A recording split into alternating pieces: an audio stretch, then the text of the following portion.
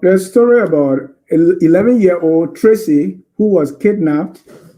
11-year-old Tracy, a girl who was kidnapped and circumcised in Calcutta.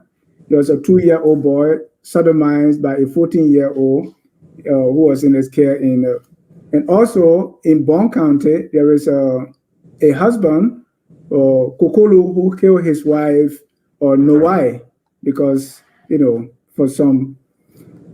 What specifically will a Cummings government do to stop these acts of violence against women and children when you are fortunate to be president? Will you, for instance, enforce a ban on FGM?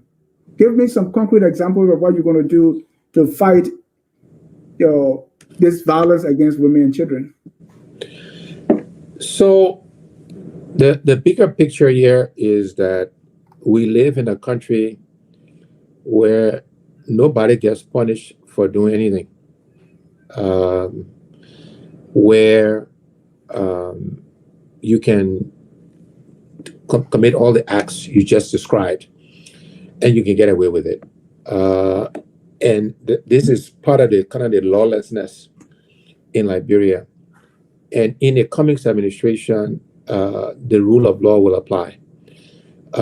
Sexual and gender-based violence will not be tolerated.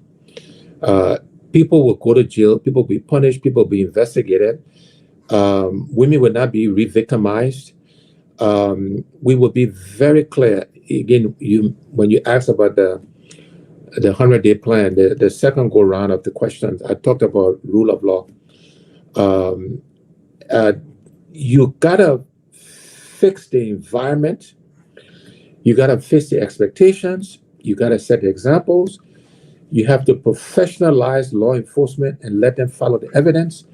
And ultimately, people have to know they will be punished for committing these acts and any other acts of violence.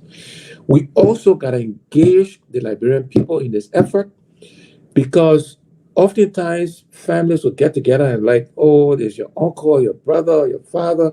You can't do that. We have to have this conversation. Any of these acts by anybody has to be punished, has to be consequences for that. And that's something we're passionate about, we care about,